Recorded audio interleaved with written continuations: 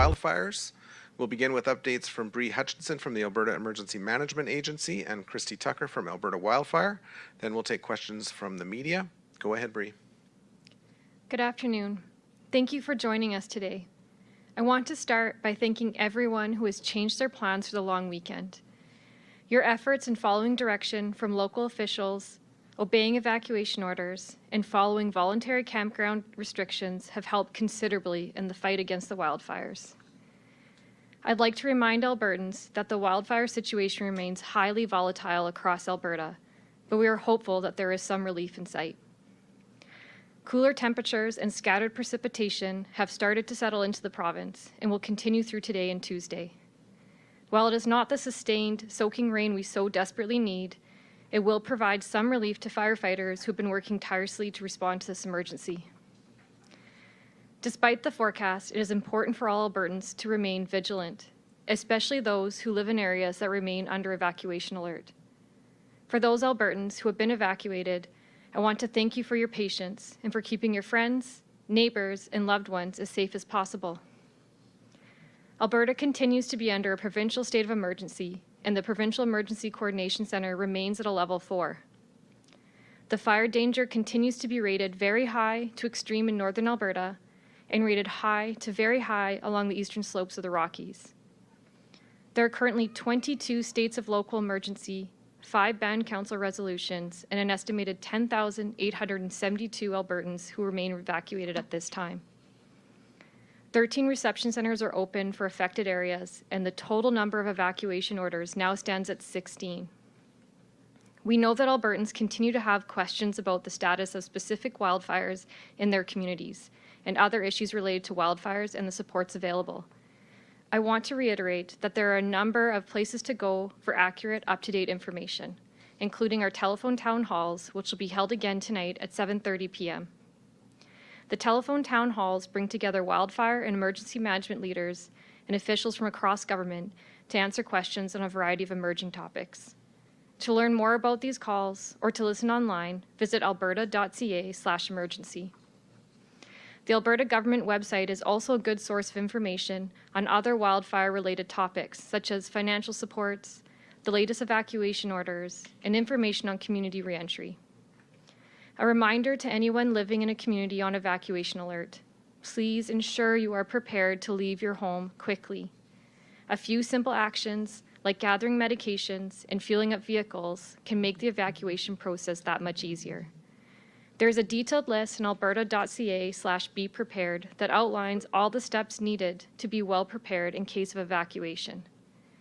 Also, I would like to remind all evacuated Albertans to register either at their nearest reception centre or online at emergencyregistration.alberta.ca.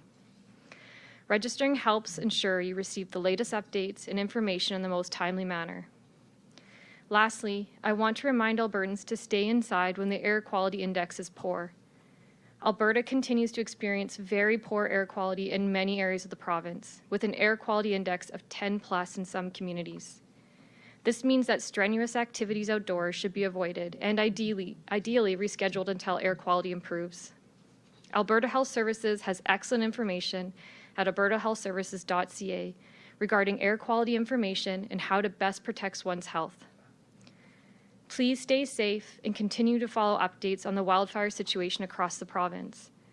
As this long weekend comes to a close, I want to thank Albertans for pulling together to obey fire bans, restrictions, and evacuation orders. Be clear that your efforts in following directions from local officials and first responders have been key to positively impacting our ability to respond to this wildfire emergency. I'll now invite Christy to provide an update on behalf of Alberta Wildfire.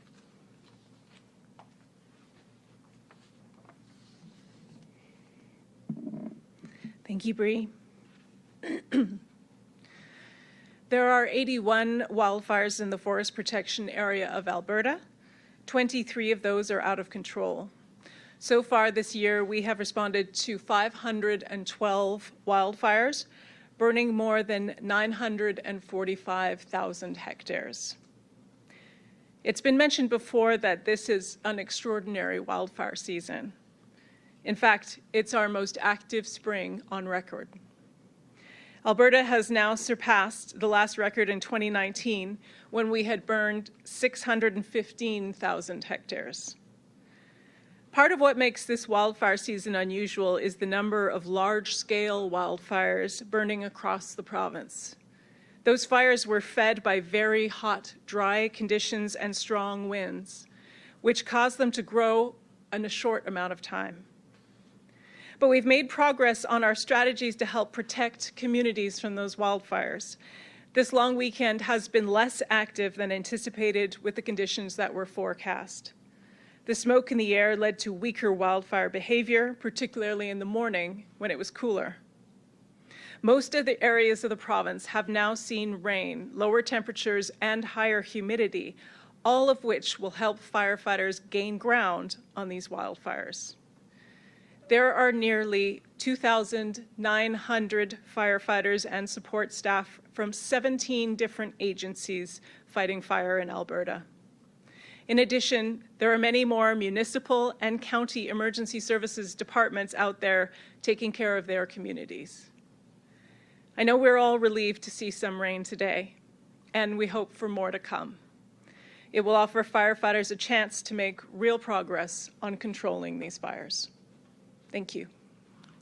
Thank you, Christy. We will begin with questions on the phone. I don't believe there are any questions from media in the room. Operator, are there any questions from reporters on the line?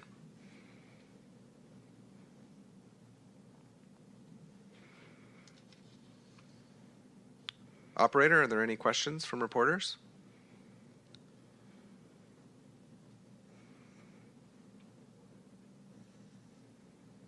Operator? Stand by, please.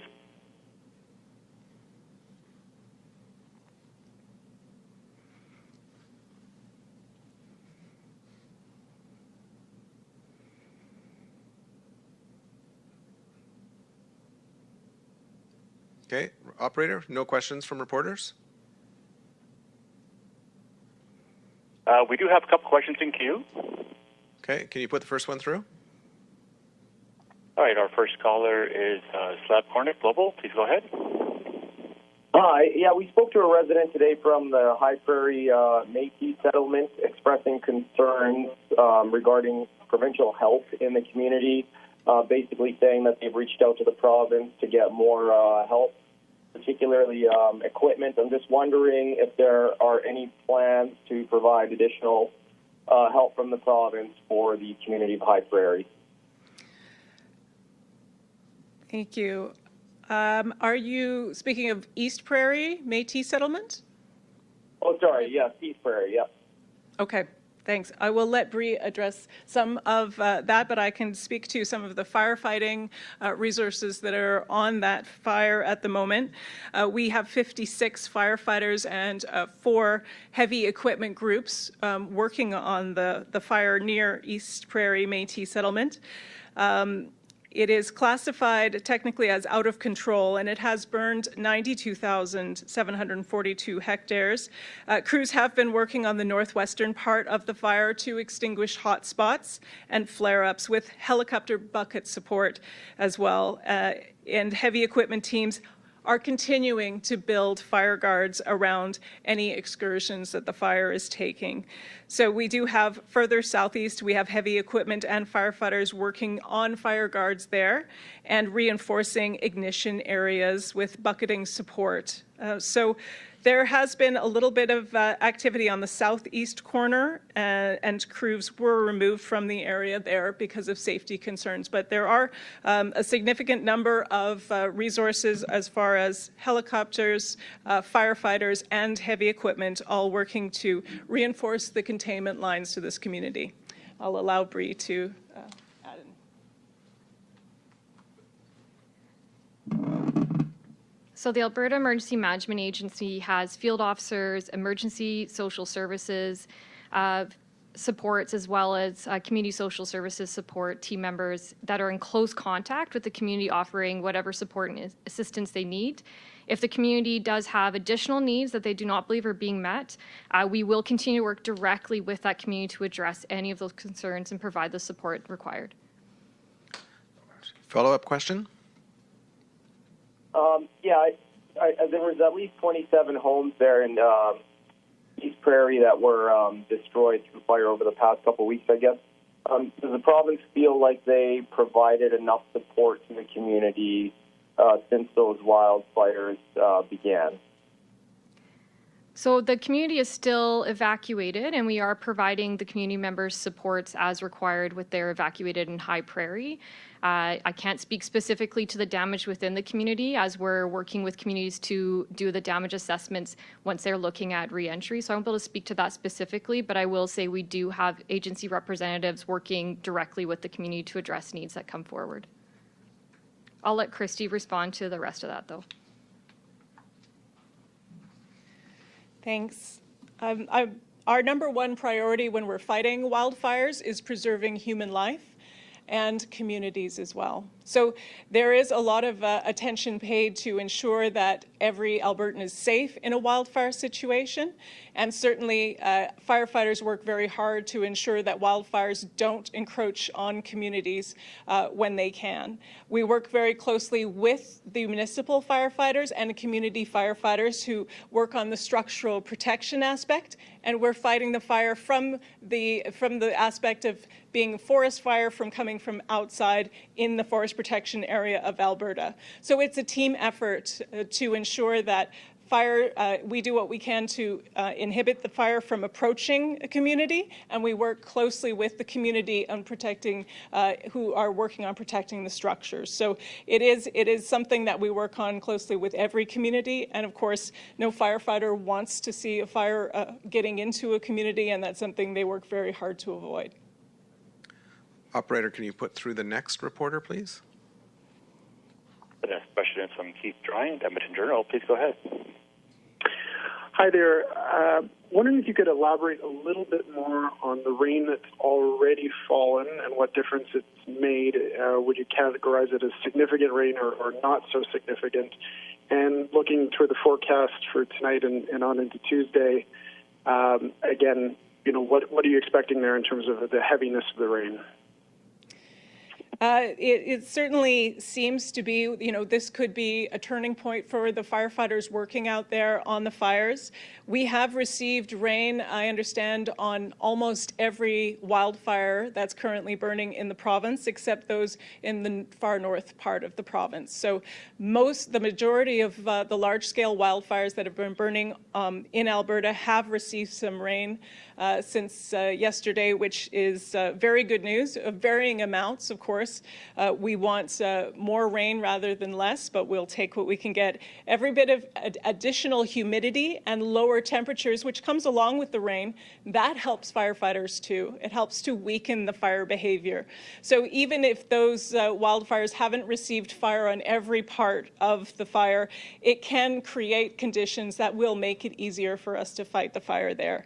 Looking ahead, many Albertans will be familiar that forecasts can change quickly in this province, and certainly we are anticipating the cooler temperatures and the rain that we're seeing to continue tomorrow, and potentially the fuels will be the forest fuels, the vegetation will be collecting that moisture and will make them more resilient in the weeks to come. So we are hoping for continuation of that rain for certainly a few more days, and looking ahead at the kind of factors that affect a wildfire, we are seeing those calm down anticipated in the next few days. But I couldn't say specifically where we're going to be receiving the most rain. We'll know when it falls, but it definitely is actually helping the conditions across the province by lowering the temperature and increasing the general humidity. Keith, do you have a follow-up question? Yeah, it's probably a question that's way too premature, but wondering what the conditions are that you would need to see before you would consider starting to lift evacuation orders.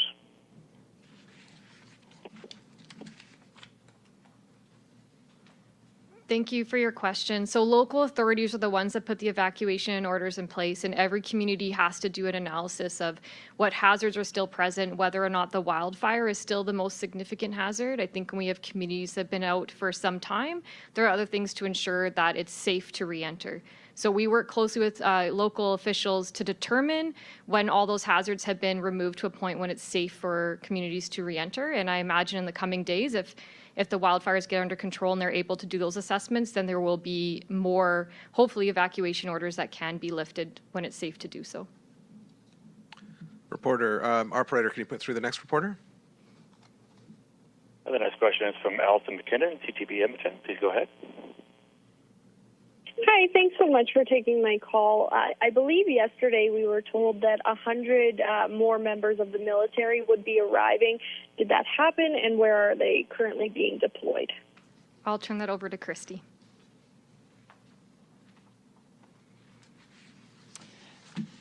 Thanks for your question. Yes, they did start working yesterday. We now have 400 members of the Canadian Armed Forces on the ground. I'm afraid I don't have it in front of me exactly where they are today, but they are assisting us with basic firefighting responsibilities, and that includes helping to put the fire out on the ground in areas where the head of the fire has already passed, where it's seeing lower activity. So they're digging through hot spots and extinguishing them, which is the work that we need to do to reinforce some of the fire guards that we're building near communities. So this is essential work, and it is important that we have the ability to move firefighters where they're needed. So when we have areas that have seen lower fire activity, where there's control being gained on a fire, and those resources are needed elsewhere, we have the ability to move them. But we can let you know by email where exactly those resources are assigned. Thanks. Do you have a follow-up question, Allison? I do. Is this an adequate amount of military members and firefighter services from other counties? Like, is the province still looking to get more on the ground? We do have requests in through all of our partner agencies that we work with for additional assistance. I think I've said before, this is a long-term project here. This is a marathon, not a sprint, and we need to plan ahead to be able to continue to fight these large-scale wildfires. Many fires of this size will certainly not be extinguished after a few days of rain.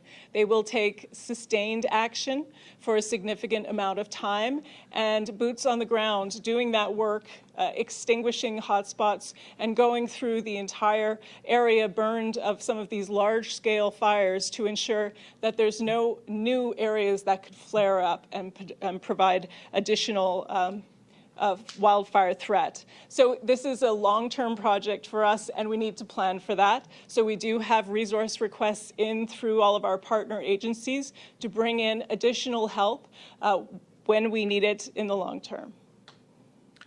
Operator, can you put through the next reporter? Next question is Sarah Reed, Global. Please go ahead. Hi there. Thanks for taking my question. I'm just wondering, you mentioned it earlier, just talking a little bit about the resiliency of the forests. We're obviously talking about rain now, but given how dry it's been so far, obviously no crystal ball, but do you have concerns about how many fires we could see as the summer goes on, given the conditions in the forest now with limited rain? I can tell you we have different things that we measure when we're measuring fire danger. When I come here and tell you that the fire danger is extreme in Alberta, that's a result of a number of different things that we're looking at. And one of those things is the forest fuels. And we measure the different heaviness of the different forest fuels and how dry they are. So there are some that will fluctuate with 1 day of rain, and all of a sudden the indices will show that it's much lower fire danger. But then you have those larger, heavier fuels that need several days or even weeks of moisture in order to lower the indices and reduce that danger. So it's certainly, there were some things that will react right away to a bit of rain, and there are others that will take a longer amount of time. And so as far as the longer the rain lasts, the better our chances are of reducing the general wildfire risk. But certainly it is possible to rebound after just a small amount of rain. Sarah, do you have a follow-up question? Yeah, just with regards to the sustained effort that you mentioned about boots on the ground and going through the burned areas, will sort of extinguishing those hot spots, will that kind of make those areas, I mean, they're burnt, but make those areas a little bit more resilient? Or are there fears that due to the dryness that could also flare up again? Or will essentially the efforts that are being made in those areas be enough to sort of keep them from flaring up in the future, if that makes sense? Well, if an area has been burnt through already, it's very unlikely to burn again, because what makes the fire react will have already been used up by the flames going through that area. But certainly there are something that a lot of people don't know. Inside the perimeter of a fire, not everything inside of wildfire perimeter is black. There are many areas of green. Fire moves in unusual ways, and it won't consume everything inside its perimeter. So there is always the potential, one of the reasons we go through and work on extinguishing hotspots, there is the potential that a smoldering ember will get picked up and will be able to ignite something else already inside the perimeter of a wildfire. So that is one of the things that they're doing when they're extinguishing these hotspots. They're making sure that those embers are out, just like you do with a campfire. They're turning it over, they're adding water, they're breaking up the embers to make sure that those are out. So it's painstaking work, but it is very important work as far as keeping wildfires on a low behavior or bringing them to extinguish. Operator, can you put through the next reporter? The next question is from Wendy Cox, Globe and Mail. Please go ahead. Hi, thanks for taking my call, and I apologize if you addressed this at the opening. I missed the first few minutes. We've been talking to people in Calgary and Edmonton who are saying they're really struggling with the smoke. Can you give me an idea of how long the smoke is expected to blanket some of these major centers, and what tips you may have for people? Bree, I'll just touch on the smoke. We have already seen a little bit of a smoke alleviating in Edmonton, and I think some areas smoke is very changeable. And if you're interested on the source of the smoke and how it's moving, you can see it on websites such as firesmoke.ca, which will let people watch a live timeline of how smoke is moving throughout the province. I couldn't predict exactly when it will be that the smoke will lift completely. Weather patterns are very changeable, of course, but if people want to keep track of that, it is a good idea to have a look on that site, and they can see when the smoke will pass over and through their communities. That'll allow, Bree can touch on some of the rest. Thanks. In regards to smoke risks for people, we want to specifically think about those that have health conditions that make them more susceptible to related illnesses. So people with respiratory issues or otherwise, or people that are maybe medically frail or other pieces. We would just encourage people to go to albertahealthservices.ca for some really good tips on how to avoid smoke distress and how to keep themselves safe. There's a number of good tips from medical professionals there that you can have a look at. Wendy, do you have a follow-up question? No, I'm good. Thank you so much. Thank you, Wendy. Operator, are there any other reporters with questions? There are no more questions at this time. Thank you very much. That concludes today's update. We will do this again tomorrow at 3 p.m., and there will be a media situation report distributed later today. Thank you.